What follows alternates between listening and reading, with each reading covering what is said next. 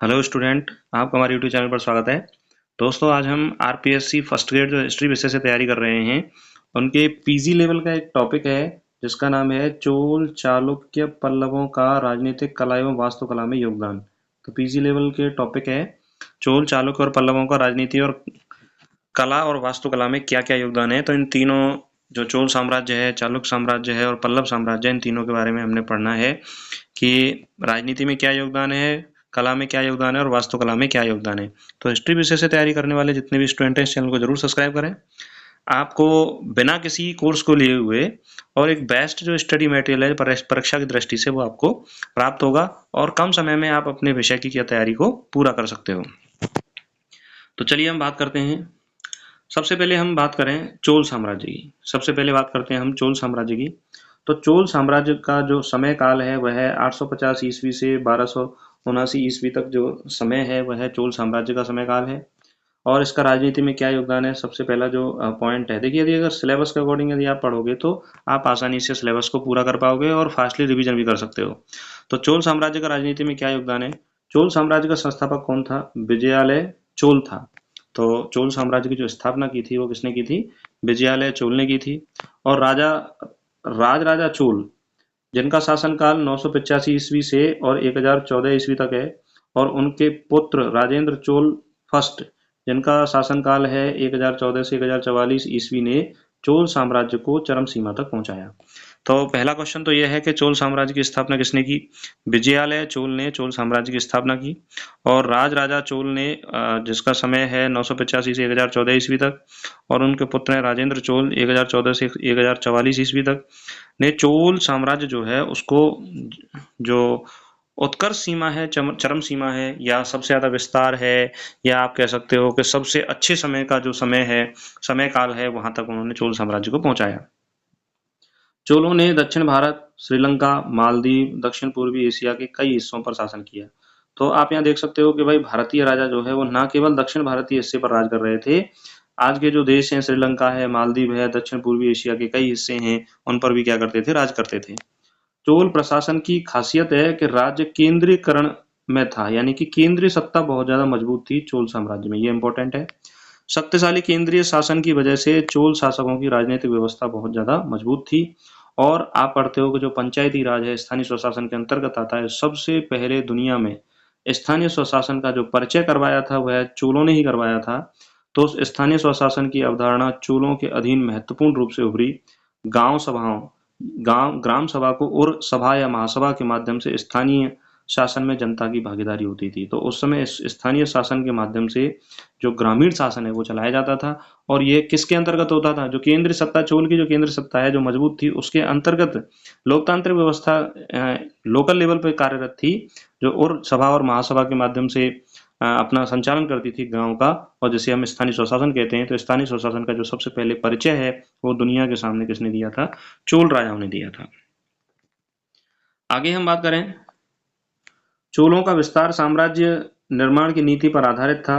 Rajaraja Chola first ने चोल साम्राज्य का विस्तार कर केरल, कर्नाटक और श्रीलंका तक अपना आधिपत्य किया। यानी कि कौन से राजा ने? राजराजा चोल, जो राजराजा फर्स्ट है, उसने केरल, कर्नाटक और श्रीलंका को उसने जीता। चोल प्रशासनिक संरचना को 3 स्तरों में बांटा गया है: केंद्रीय शासन, प्रांतीय शासन और स्थानीय शासन। आज भी देखिए हमें यही व्यवस्था कुछ देखने को मिलती है। केंद्रीय शासन, केंद्र सरकार, राज्य सरकार और स्थानीय सरकार के माध्यम से हमें ये व्यवस्था देखने को मिलती है। चोल साम्राज्य में विलियन व्यवस्था का भी प्रचलन था। विल्ली परिषद जिसे हम बोलते थे, यहाँ की ग्राम सभाएं स्वायत्तता का एक आदर्श उदाहरण थी। विलियन व्यवस्था का मतलब होता है स्थानीय स्वशासन में जो ग्राम सभाएं थी, सभाओं के माध्यम से, जिसे विल्ली परिषद कहते थे, उनके माध्यम से गांव का जो संचालन है, गांव के शासन का संचालन है, वो किया जाता था विलियन व्यवस्था के अंतर्गत। तो विलियन व्यवस्था कौन से साम्राज्य में संचालित थी? चोल साम्राज्य में विलियन व्यवस्था संचालित थी। चोलों ने नौसेना का भी विकास किया, क्योंकि सीधी सी बात है कि जो मालदीव है, श्रीलंका है, ये देश हैं जो समुद्र में ही बसे हुए हैं, तो इनको जीतने के लिए नौसेना मजबूत होना बहुत जरूरी था। तो नौसेना का उन्होंने विकास किया। चोलों ने अपनी नौसेना को अत्यंत शक्तिशाली बनाया, समुद्री व्यापार को बढ़ावा दिया। उन्होंने श्रीलंका, मालदीव और दक्षिण पूर्वी एशिया में अपनी सैन्य और व्यापारिक शक्तियां स्थापित की। तो चोलों ने श्रीलंका, मालदीव, दक्षिण पूर्वी एशिया में अपनी सैन्य क्षमता और व्यापारिक शक्तियों को स्थापित किया था। तो चोल जो राज्य था वो बहुत बड़े क्षेत्र में फैला हुआ था, न केवल भारत के दक्षिण हिस्से में, जो आसपास के देश हैं, श्रीलंका है, मालदीव है और दक्षिण पूर्वी एशिया है, वहां तक चोल साम्राज्य फैला हुआ था। आगे हम बात करें चोलों का कला और वास्तुकला में क्या योगदान है। देखिए, चोलों की वास्तुकला का सर्वश्रेष्ठ उदाहरण तमिलनाडु में तंजावुर का बृहदीश्वर मंदिर है। तो देखिए, इसका निर्माण भी चोल राजाओं ने करवाया था। तमिलनाडु में तंजावुर का बृहदीश्वर मंदिर। चोलों ने विशालकाय मंदिरों का निर्माण किया, जिन्हें द्रविड़ शैली में प्रमुख माना जाता है। तो द्रविड़ शैली में विशालकाय मंदिरों का इन्होंने निर्माण किया था। और चोलों की कांस्य मूर्ति कला विशेष रूप से प्रसिद्ध थी। नटराज की कांस्य मूर्ति विश्व भर में प्रसिद्ध है। तो देखिए, नटराज की जो कांस्य मूर्ति है उसका निर्माण कब किया गया था? चोल साम्राज्य के अंतर्गत ही किया गया था। तो चोलों की जो वास्तुकला का सर्वश्रेष्ठ उदाहरण क्या है? तमिलनाडु का जो तंजावुर में बृहदीश्वर मंदिर है वह वास्तुकला का सर्वश्रेष्ठ उदाहरण है। चोल ने विशालकाय मंदिरों का निर्माण किया। कौन सी शैली में किया है? द्रविड़ शैली में चोलों ने अपने विशालकाय मंदिर का निर्माण किया है। चोलों ने कांस्य मूर्तियों का निर्माण किया और विश्व प्रसिद्ध कांस्य मूर्ति है नटराज की जो कांस्य मूर्ति है वह चोल साम्राज्य के समय बनी हुई है। ये क्या है? विश्व प्रसिद्ध मूर्ति है। आगे हम बात करें तंजावुर के बृहदीश्वर मंदिर, जिसे राज राजा चोल फर्स्ट ने बनवाया था। तो ये भी पूछा जाता है कि भाई तंजावुर का जो बृहदीश्वर मंदिर है इसको किसने बनवाया था? राज राजा फर्स्ट ने। चोल स्थापत्य का यह सर्वोत्तम उदाहरण है। यह मंदिर विशाल 200 फीट ऊंचा है और भारतीय स्थापत्य का एक चमत्कार माना जाता है। तो तंजावुर जो तमिलनाडु में तंजावुर जगह है वहाँ का जो बृहदीश्वर मंदिर है उसको किसने बनवाया है? राजराजा फर्स्ट ने बनवाया है और चोल स्थापत्य कला का सर्वोत्तम उदाहरण भी है। ये 200 फीट ऊंचा है और इसे भारतीय स्थापत्य कला का चमत्कार इसलिए माना जाता है क्योंकि उस समय इतना विशाल मंदिर बनाना एक अपने आप में बहुत बड़ी बात थी। चोलों की कांस्य मूर्ति कला की विशेषता नटराज और शिव की सुंदर मूर्तियों में दिखाई देती है। तो इन्होंने नटराज और शिव की सुंदर मूर्तियां, कांस्य मूर्तियां बनाई हैं और इन मूर्तियों में शारीरिक सौंदर्य और आध्यात्मिक अभिव्यक्ति का अद्भुत समन्वय पाया जाता है। तो इन मूर्तियों में जो शरीर की सुंदरता तो है ही है, लेकिन उनको आध्यात्मिकता के साथ भी उनको शरीर की सुंदरता को जोड़ा गया है। मंदिरों में देवताओं के उत्सव और वार्षिक महोत्सव के दौरान देवी देवताओं की कांस्य की मूर्तियों का इस्तेमाल होता था, जो चोल काल के धार्मिक और सामाजिक जीवन का हिस्सा थे। तो हम कह सकते हैं कि चोल काल में कांस्य मूर्तियों का ज्यादातर इस्तेमाल किया जाता था और यही जो कांस्य मूर्तियां थी वो सामाजिक जीवन का भी हिस्सा थी और धार्मिक कर्मकांड और अनुष्ठानों में भी इन मूर्तियों का उपयोग किया जाता था। देखिए, चोल साम्राज्य समझने के बाद अब हम समझेंगे चालुक्य साम्राज्य। देखिए, चालुक्य साम्राज्य जो है वो 543 ईस्वी से 753 ईस्वी और उसके बाद 973 ईस्वी से 1189 ईस्वी तक चालुक्यों का राज रहा है। तो पहला जो शासनकाल है वह 543 से 753 ईस्वी तक, दूसरा जो शासनकाल है 973 ईस्वी से 1189 ईस्वी तक इनका शासन रहा है। चालुक्यों का पहला जो प्रमुख शासक है वह है पुलकेशन फर्स्ट। देखिए, राजनीति में यदि योगदान की बात करें चालुक्यों की, तो चालुक्यों का पहला जो शासक है वो कौन सा है? पुलकेशन फर्स्ट है। और जो पुलकेशन द्वितीय था, जिनका शासनकाल है 610 से 642 ईस्वी तक, ने चालुक्य साम्राज्य को उत्तरी दक्कन का सबसे शक्तिशाली साम्राज्य बनाया। तो इनका यदि सबसे शक्तिशाली राजा पूछा जाए चालुक्यों का तो वो कौन है? पुलकेशन द्वितीय। और सबसे पहला प्रमुख जो शासक था तो वह कौन था? पुलकेशन फर्स्ट। चालुक्यों ने अपने अधीनस्थ राजाओं पर आधिपत्य बनाए रखा और क्षेत्रीय संतुलन स्थापित किया। सामंती व्यवस्था। देखिए, चालुक्य साम्राज्य की सबसे महत्वपूर्ण व्यवस्था है सामंती व्यवस्था। चालुक्य साम्राज्य का एक महत्वपूर्ण पहलू है। देखिए, सामंती व्यवस्था के बारे में बात करें तो इसको ऐसे समझ सकते हैं कि जैसे मान लीजिए कि एक बड़ा राज्य है, उस राज्य के अंतर्गत छोटे छोटे गांव या गांवों के समूहों को एक विशेष व्यक्ति के अधिकार दे दिया जाता था कि वो वहां से कर संग्रह कर सकता है। तो वह कुछ भाग अपने लिए रखता था और अधिकतर भाग जो है वो राज्य के लिए प्रदान करता था। तो उस व्यक्ति को सामंत या जमींदार भी कह सकते हैं, बाद में इसको जमींदार कहा गया। तो सामंती व्यवस्था का जो प्रचलन है वो किसने किया था? चालुक्यों ने किया था। तो यहाँ पर मोस्ट इंपोर्टेंट है कि सामंती व्यवस्था का प्रचलन किसके द्वारा किया गया है? चालुक्यों के द्वारा किया गया है। तो सामंती व्यवस्था चालुक्य प्रशासन का एक महत्वपूर्ण भाग है। आगे हम बात करें, चालुक्यों में सबसे प्रमुख पुलकेशन द्वितीय था, जिसने हरिसेन के सातवाहन साम्राज्य के पतन के बाद अपना साम्राज्य स्थापित किया। उसने नर्मदा से लेकर कावेरी नदी तक का क्षेत्र अपने नियंत्रण में कर लिया। चालुक्यों ने उत्तर और दक्षिण भारत के बीच सैन्य एवं सांस्कृतिक पुल का काम किया। ध्यान दीजिए, देखिए ये दक्कन वाले भाग में राज कर रहे हैं, तो ना तो पूरी तरह से ये उत्तर में है, ना ही पूरी तरह से दक्षिण में है। तो सैन्य जो संतुलन का जो संबंध बनाया चालुक्यों ने, वो मध्य कह सकते हैं मध्य भारत या मध्य से थोड़ा नीचे दक्कन वाला जो भाग है वहां पर चालुक्यों ने अपना राज किया। तो दक्षिण से भी सैन्य संतुलन बनाया और उत्तर से भी सैन्य संतुलन बनाया। पुलकेशन द्वितीय ने हर्षवर्धन के साथ युद्ध कर अपनी सैन्य शक्ति को साबित किया, इसे ऐतिहासिक महत्व मिला। देखिए, पुलकेशन द्वितीय ने हर्षवर्धन को हराया था इस युद्ध में। तो ऐसे ये साबित हुआ कि पुलकेशन द्वितीय जो है वो एक महानतम योद्धा था और एक शक्तिशाली राजा था। चालुक्य प्रशासन में सामंतवाद महत्वपूर्ण था, जिसमें स्थानीय शासकों को स्वायत्तता प्राप्त थी, लेकिन वे चालुक्यों के अधीन थे। और इनका यदि हम कला और वास्तुकला में योगदान देखें, देखिए सामंतवाद व्यवस्था का संचालन किसने किया था? चालुक्यों ने किया था। तो ये इंपॉर्टेंट है, सामंतवाद व्यवस्था। कला और वास्तुकला में चालुक्यों का योगदान यदि हम देखें तो चालुक्य काल में मंदिर वास्तुकला का व्यापक विकास हुआ, मंदिरों का निर्माण बहुत हुआ। इनका प्रमुख केंद्र बादामी, ऐहोल और पदक्कल थे। तो चालुक्यों के प्रमुख जो केंद्र थे, कौन कौन सी जगह ही? बादामी, ऐहोल और पदक्कल। तो बादामी, ऐहोल और पदक्कल में इन्होंने अपनी वास्तुकला का व्यापक विकास किया। चालुक्यों की वास्तुकला का सबसे प्रसिद्ध उदाहरण है पदक्कल में स्थित है जो यूनेस्को विश्व धरोहर स्थल है। यहाँ पर विरूपाक्ष मंदिर और मल्लिकार्जुन मंदिर उनकी स्थापत्य कला के अद्वितीय उदाहरण है। तो पदक्कल जगह पर जो विरूपाक्ष मंदिर है और मल्लिकार्जुन मंदिर है, वो वास्तुकला का एक बेहतरीन उदाहरण है, क्योंकि बहुत ही श्रेष्ठ तरीके से इनको बनाया गया है। क्योंकि मंदिर वास्तुकला पर बहुत ज्यादा चालुक्य काल में ध्यान दिया गया था, तो यहाँ के जो भी मंदिर बनेंगे वो बहुत अच्छे बनेंगे। चालुक्य वास्तुकला में द्रविड़ और नागर शैली का समावेश है। तो चालुक्य जो मंदिर है, अभी हमने देखिए चोल पढ़े थे, चोल मंदिर जो थे वो द्रविड़ शैली में बने हुए थे। और चालुक्य दक्कन वाले भाग में राज कर रहे हैं, तो उत्तरी क्षेत्र की भी समावेश मिलेगा और दक्षिणी क्षेत्र की संस्कृति का समावेश मिलेगा। तो द्रविड़ और नागर शैली के समावेश से इन्होंने मंदिरों का निर्माण करवाया। ऐहोल और बादामी चालुक्य काल की प्रारंभिक स्थापत्य शैली को दर्शाते हैं। ऐहोल का दुर्गा मंदिर में नागर और द्रविड़ शैली का मिश्रण देखा जाता है, जो भारतीय स्थापत्य कला के विकास को दर्शाता है। तो पदक्कल का संगमेश्वर मंदिर, ऐहोल का दुर्गा मंदिर और बादामी की गुफाएं चालुक्य वास्तुकला के उदाहरण हैं।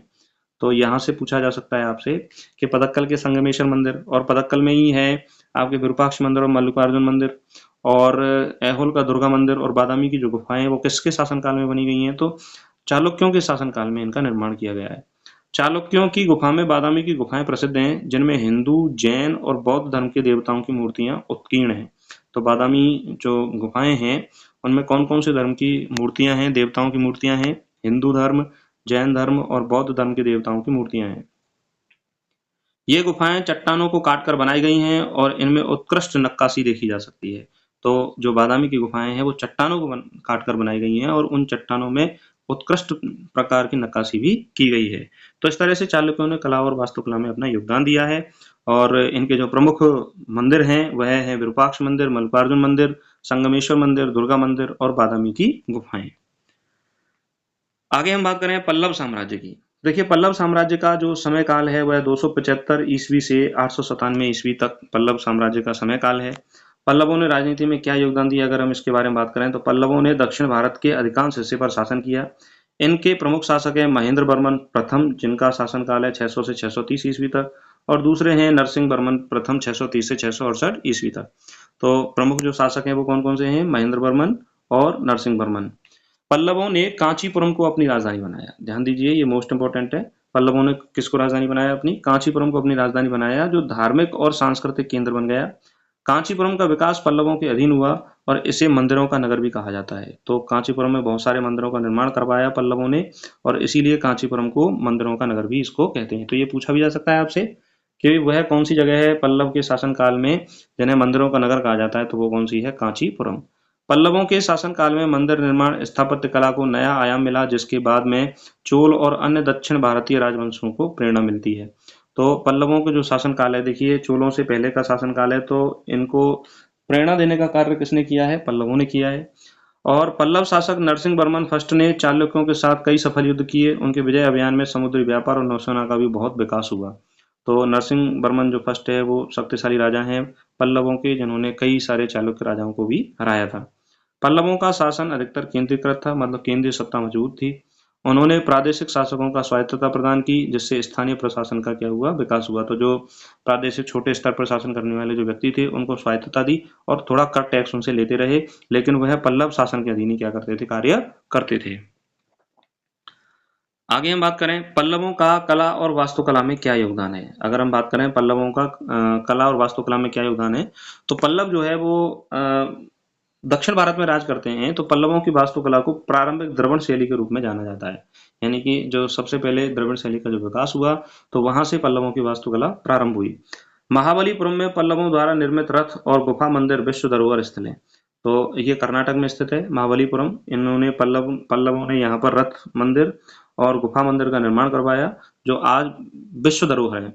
रथ मंदिर में 5 रथ और शोर मंदिर और अन्य रॉक कट मंदिर पल्लव काल के अद्वितीय उदाहरण है, यानी चट्टानों को काटकर भी मंदिरों का पल्लव काल में निर्माण करवाया गया। पल्लवों ने मंदिरों के साथ साथ पत्थर की मूर्ति कला में भी विशेष योगदान दिया। पत्थर की मूर्ति कला में विशेष योगदान दिया। महाबलीपुरम के शिलालेख और नक्काशीदार पैनल इसके उत्कृष्ट मिसाल है। पल्लवों ने महाबलीपुरम में रॉक कट मंदिरों का निर्माण करवाया। कहां पर? महाबलीपुरम, जो कर्नाटक में स्थित है, जिनमें पंचरथ शोर मंदिर प्रमुख हैं। यह मंदिर द्रविड़ स्थापत्य शैली के प्रारंभिक रूप को दर्शाते हैं। तो ये इंपॉर्टेंट है कि पंचरथ मंदिर और शोर मंदिर जो है वो कौन सी स्थापत्य शैली के प्रारंभिक रूप को दर्शाते हैं? द्रविड़ स्थापत्य शैली के प्रारंभिक रूप को दर्शाते हैं। महाबलीपुरम की रथ मूर्तियां, गुफा मंदिर पत्थर काटकर बनाए गए थे। इनमें से कई गुफाओं के महाकाव्य, रामायण और महाभारत के दृश्य उकेरे गए। तो कई गुफाओं में जो है चट्टानों को काट करके जो गुफाएं बनाई गई हैं, उनमें रामायण और महाभारत जैसी प्रसिद्ध ग्रंथ हैं, उनके भी कई पात्रों का या दृश्यों को चित्रित किया गया है, उकेरा गया है।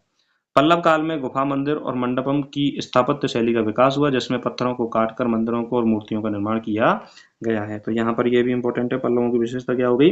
गुफा मंदिर और मंडपम का निर्माण करना, यह पल्लव शासनकाल की विशेषता है। चलिए एक अच्छी कोट के साथ हम इस सेशन को समाप्त करते हैं, और वह अच्छी कोट है, अच्छी शिक्षा है हमारे लिए कि समय और शिक्षा का सही उपयोग ही व्यक्ति को सफल बनाता है। देखिए, यदि हम शिक्षा और समय का सही उपयोग करेंगे तो हम अपने जीवन में सफलता को प्राप्त कर पाएंगे, और यदि हम शिक्षा और समय का सही उपयोग नहीं करेंगे तो हम जीवन में अपनी सफलता को प्राप्त नहीं कर पाएंगे। तो इसी के साथ हमारा ये क्लास सेशन जो है वो समाप्त हुआ। थोड़े से समय में देखिए हमने इसको पीजी लेवल का जो टॉपिक था, इंपॉर्टेंट बातें हैं चोल साम्राज्य से और चालुक्य साम्राज्य और पल्लव साम्राज्य से, उन सभी के बारे में हमने चर्चा की, जो आपके सिलेबस के अकॉर्डिंग है।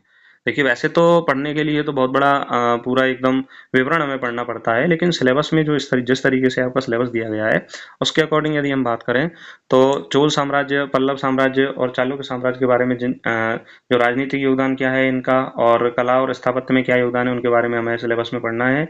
तो फास्टली रिवीजन के रूप में हमने इस चैप्टर को पढ़ा। आशा करता हूं कि आपको ये चैप्टर समझ में आया होगा, और जो भी student RPSC first grade history subject की तैयारी कर रहे हैं वो इस चैनल को जरूर सब्सक्राइब करें। और इसी के साथ मैं कहना चाहूंगा कि अपनी तैयारी को बेस्ट करते रहिए और पढ़ते रहिए लगातार। नमस्कार, धन्यवाद।